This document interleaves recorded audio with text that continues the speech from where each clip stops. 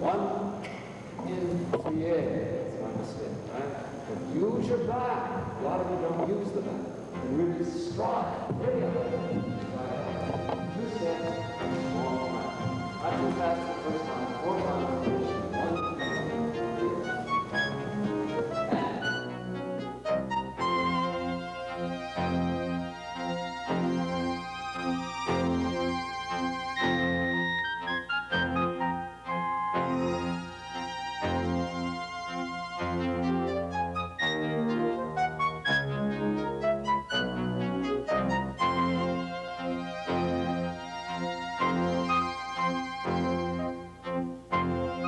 David Wood's teaching career began by chance. After 5 months of studying dance, he was asked to substitute for a teacher at Hanya Holmes' New York school. Holmes recognized his capability and asked him to do more and more teaching. At the time, performing was his priority, yet he did continue to teach and began to choreograph, merging these 2 skills as a culmination to a long and varied career in dance. Mr. Wood danced with every significant choreographer of his time: José Limón, Doris Humphrey, Alwin Nikolais, Hanya Holmes, Charles Weidman, Pearl Lang, and many others. As a performer, Mr. Wood is best known for his work with the Martha Graham Company. Asked to join the company in 1953, 2 months after beginning studies with Graham, he eventually became principal dancer and rehearsal director, finally leaving the company in 1968. 5, 2, 3, 6. Wait. Come in. Roll. Keeping your legs crossed. 7. Put this knee down. Don't bang. Then uncross your legs. And come up to here at 8. Don't bend. There's no bend. It's what you did before. Same position. Right? So you're not going to fall. Don't bend. Yes. Now, from here, contract in. 1, 2, 3, 2, 2, 3. This position you've had before. Then stand up on this leg into this position. 3, 2, 3. Remember this? Parallel leg. Leg out though. Get it up.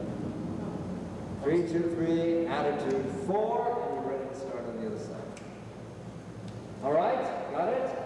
1, 2, 3, 2, 3, 2, 3, 4, 5, 2, 3, 6, roll 7, in 8, coil 2, and up, and 4, and the other side.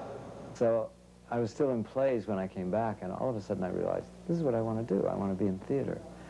So I went to New York, and I really went for 1 year just to kind of experience New York. Then I was kind of come back and be an acting teacher. And I went to the neighborhood playhouse because I didn't know anybody. And that gave me a place to study in New York. And there I had to take dance. They forced you to take dancing. And I was really glad. And I got to like it more and more and more. And finally, the second year, I began cutting classes in the acting to go out and earn money and go take dance classes. So I thought, what am I doing here? So I left and decided to be a dancer. I was going to combine the two. And I had a little bit more left under the GI Bill, and so I went to the theater wing and I studied with Heine Holm and with José Limón, and I studied ballet. And then I began performing right away, and I started out doing television, and I would get acting jobs that needed dancing. And so that was pretty good, and I could make a little bit of living, but I really knew I wanted to be a concert dancer. And so that was a little bit more difficult. So I started teaching right away through a fluke. And then I danced with anybody who would call. And it was just a marvelous time, because anytime the phone would ring, and it wouldn't matter who it was, some hideous choreographer, you know, they would want you to dance, and that would be the greatest thing in the world. Mr. Wood characterizes the roles Graham gave him as portraying either the funny little clown figure or the powerful, ominous death figure. His signature role is the Messenger of Death in Clytemnestra, 1958, and a similar one is his Whip Master in Acrobats of God, 1960. Neither role was predetermined, but evolved in rehearsal.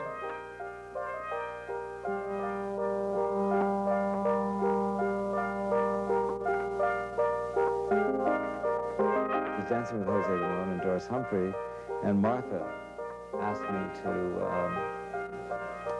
dance with her. And I knew it was the only opportunity I was going to have, so I had to cut out everything else and go with her. Not confined to the darker, more dramatic dances, Wood also performed in the lyric Letter to the World, 1940, his first Graham Company role, in Ardent Song, 1954, and in Diversion of Angels, 1948.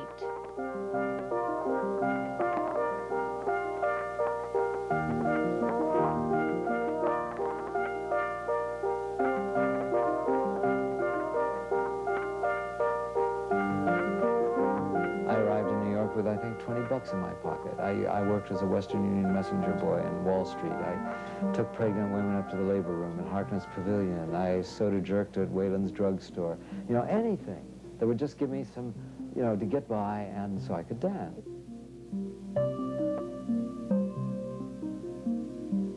David Wood has molded a unique approach to teaching modern dance technique, inspired by the immediacy, urgency, and dedication of Martha Graham, the dynamism and rhythm of José Limón, and the clarity of ballet. His approach is to give dancers a strong technical base upon which to build style. The first release-recovery exercises at the beginning of class develop into three-dimensional spirals of movement, finally flowering up and out into space in all directions. Students begin class moving from a sitting position on the floor, progressing to a middle level, to a standing, and finally to a full range of jumps and leaps back to the floor and up again. Thus, each class builds from beginning to end as an integrated series of exercises. Wood emphasizes that he does not teach Graham technique per se, but builds a curriculum based on the principles that Graham discovered. He also acknowledges his debt to Hanya Holm, who was his guide to formulating a systematic ordering of movement material from many sources.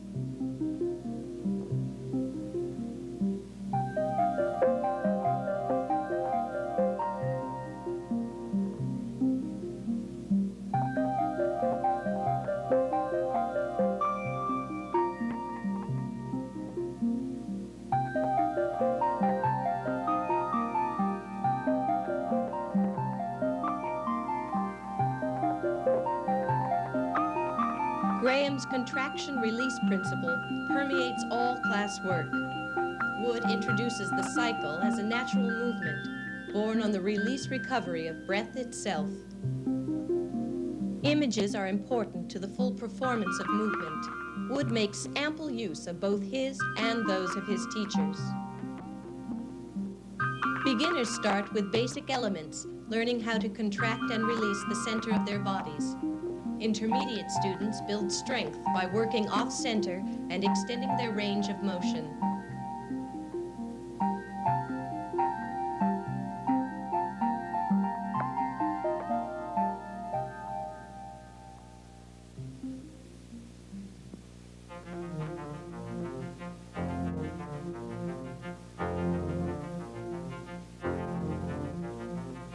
The Bay Area Repertory Dance Company is the dance company in residence at the UC Dance Department.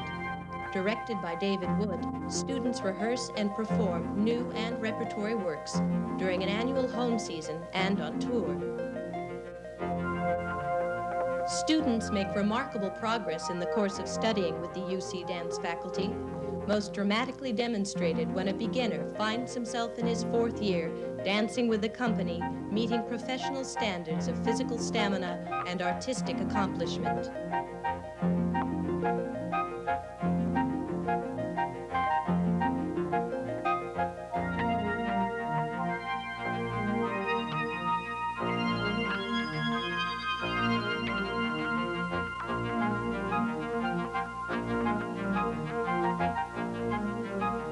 Besides Mr. Wood's choreography, the company's repertory includes pieces by Marnie Thomas, Carol Egan, and Carol Morota, who are teachers within the dance department.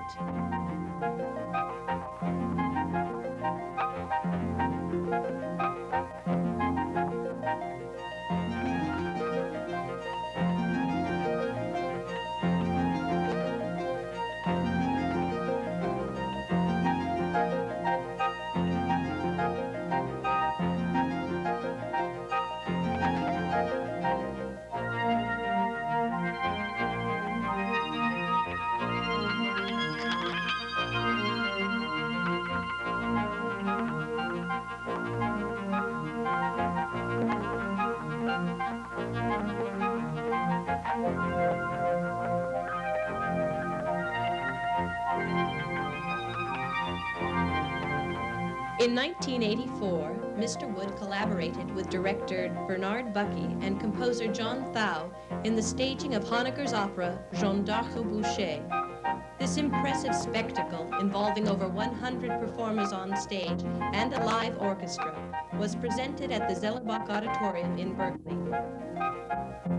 In August of the same year, the Bay Area Repertory Dance Company traveled to Great Britain, where they performed to excellent reviews at the Aberdeen Youth Festival, the Buxton Fringe Festival, the Edinburgh Theatre Fringe, and the Lobbin Centre for Dance and Movement in London. One of the highlights of the tour was Mr. Wood's latest composition, Rim of Heaven, based on the Icelandic sagas and set to the music of John Thau.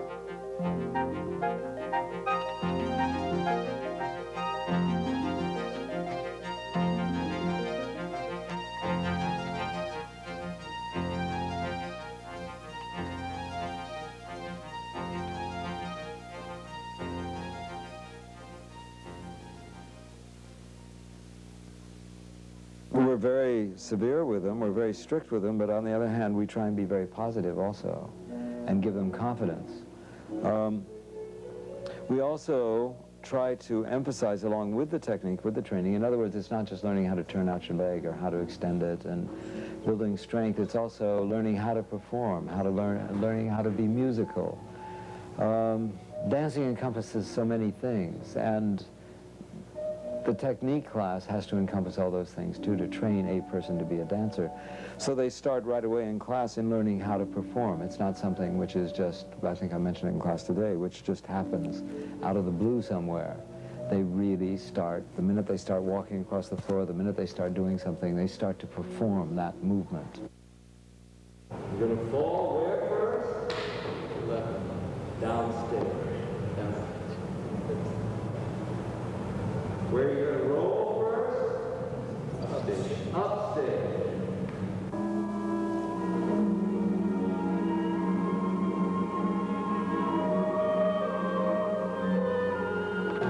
I think I've really improved because he forces you to be here. He won't allow you to come in and still be in your last class. Your mind has to be here. And he's refined my attention, and therefore I feel like my technique has gotten better because of that refinement. You can't just come and be a technician, because the way that he makes you dance and Marnie makes you dance is kind of from the inside out. It's more like, it's developmental. It's almost like, it's dance, but in a sense, it's kind of therapeutic because it forces you, because they won't just take technique, to overcome things that you're afraid of. And so when you dance here, even if you don't end up dancing, you have something very valuable that you can take other places. You can apply to other things, always giving your best, always trying to grow with it, what you're doing.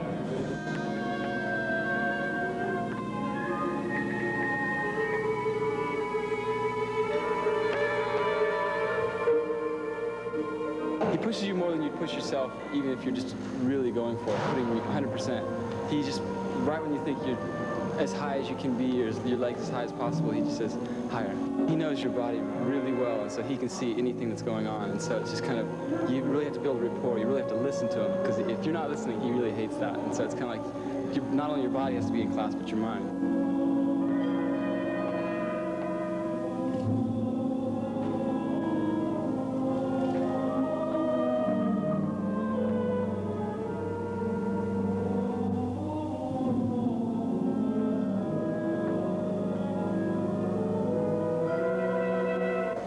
Against, 2, 3, 4, change, 5, 6, 7, 8.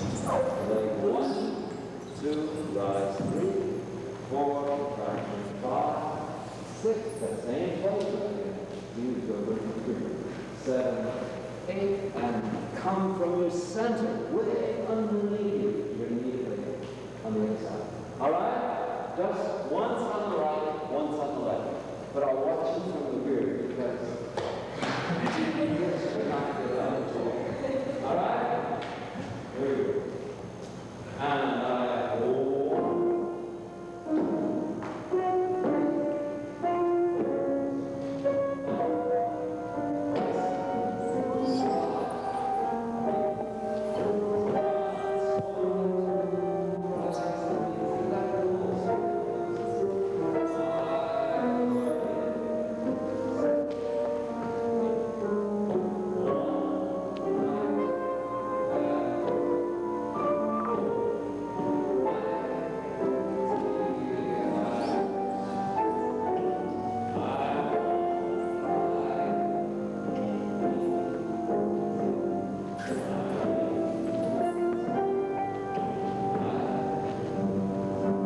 one of the reasons I came here. When I decided to leave New York, I had a lot of different offers and kind of places I could go, but there wasn't anything here. And so I thought it would be kind of challenging and very interesting to come to a place where there wasn't anything and I could develop everything just as I wanted to develop it.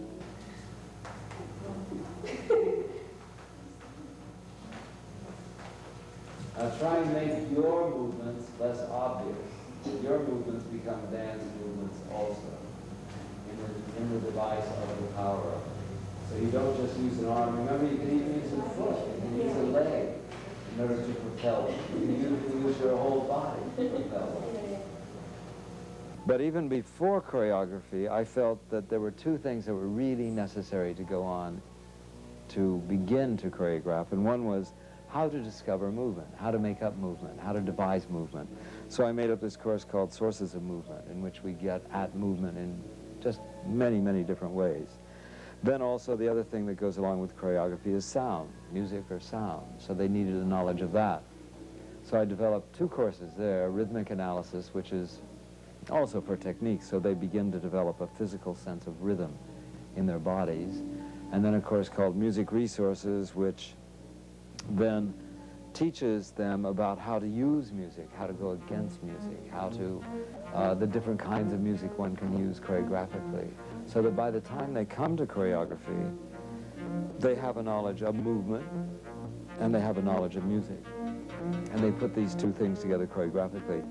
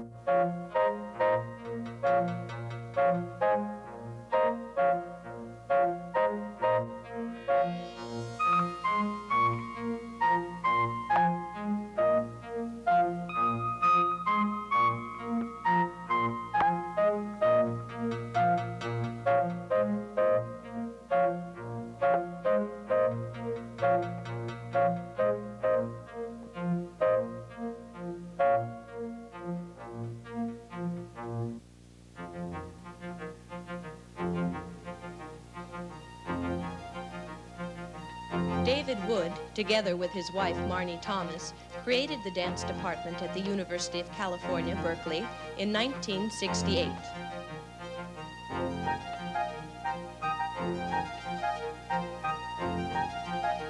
Out of this concentrated program have emerged dancers who have performed with the renowned companies of Paul Taylor, Merce Cunningham, Lucinda Childs, and many others.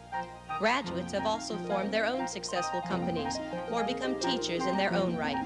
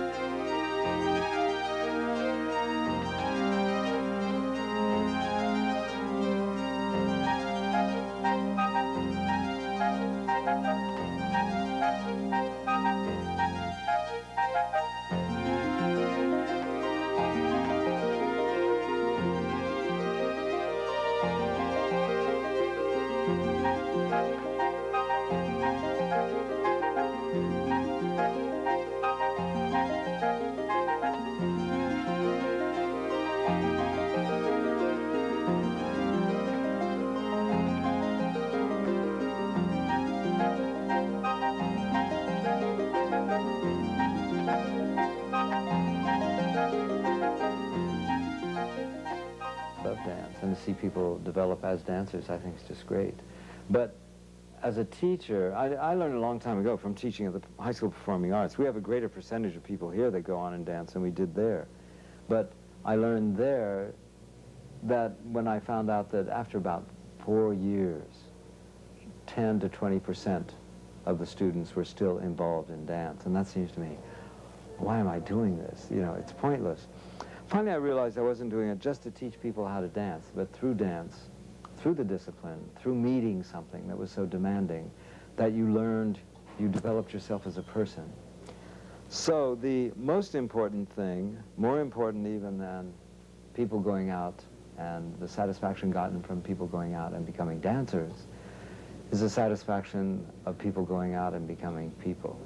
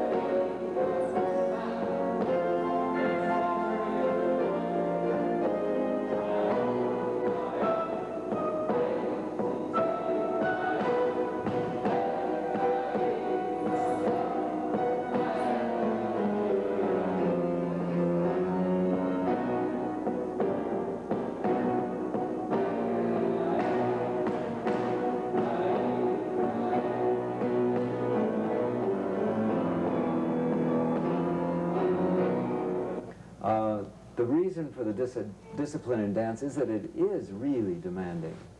It is really immediate. It is really only now. It's something which is done now, and it doesn't exist 1 minute afterwards. So you have to be of that moment. You have to really put forth as to that moment. So the discipline to meet that moment is tremendously, tremendously demanding in dance. But discipline in itself doesn't do any good. It has to be for a purpose, for a reason. Back, forward, same thing. Right? So you have 1, up, 2, up, 3, up, 4, and 5, 2, 3, 4, 4. 1, 2, 3, 2, 2, 3, 3, 2, 3, 4. All right? You have to move at the end now, but you have to not take any shortcuts. You have to do just what you did slowly. All right? Here we go. That's it. 1, 2, that's it. And 1.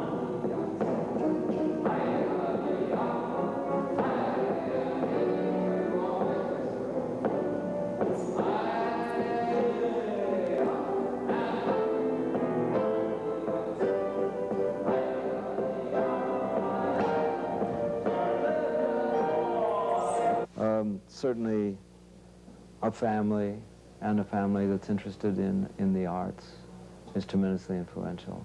And I would say probably that's starting me out. And then chance, which is such a marvelous way of life. One thing leads to another. I used to go to church in this building here when I was in the university. If anybody had told me that, 30 years from now you'll be back here teaching dance, I probably would have hit them. You know, it's so improbable. They would have been crazy. But here I am.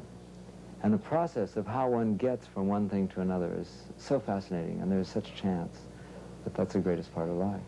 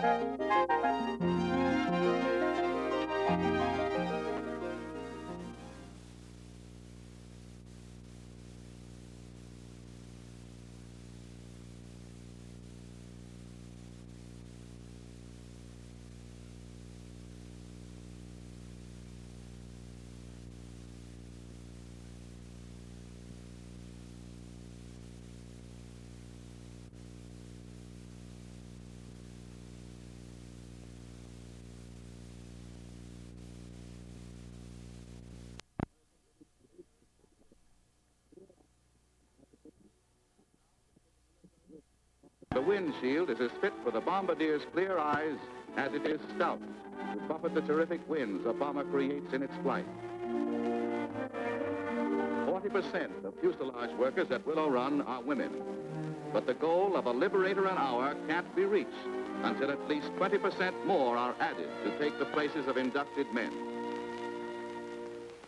Dietitians supervise the meals which are served at cost and will compare with the best of urban restaurant fare.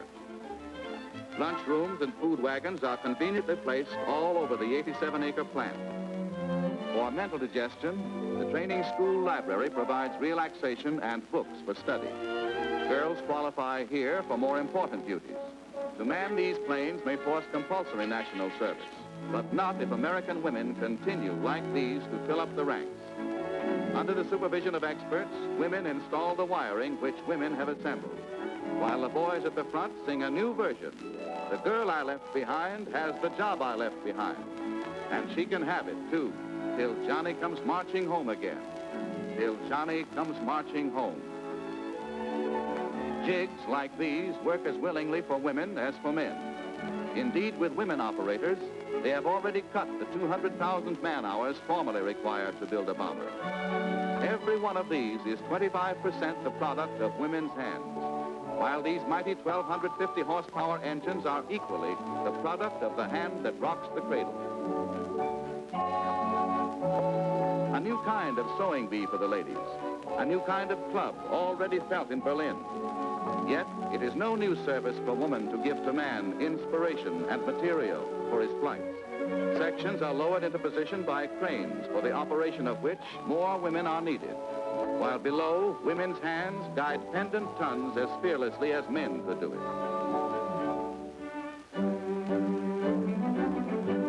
Still, with women's help, the entire tail section is positioned and so nicely fitted that the finished plane will lift not only its own weight and its crew, but several tons of lethal eggs to drop with deadly accuracy on the pole. Liberators now ready for the final touch, the paint job, olive drab on top, blue-gray below. Here they are, ready for the test flight and direct delivery to the Army. Straight from the liberty-loving hands of American men and women, it carries a nation's hopes and an enemy's fear. Made in a free nation, they will fly in free skies, carrying free men to oppressed people everywhere. While from endless assembly lines, ever more and more liberating eagles will take to the air, till the global skies are darkened by their mighty wings, and the ears of tyranny are deafened by the sound of invincible flight.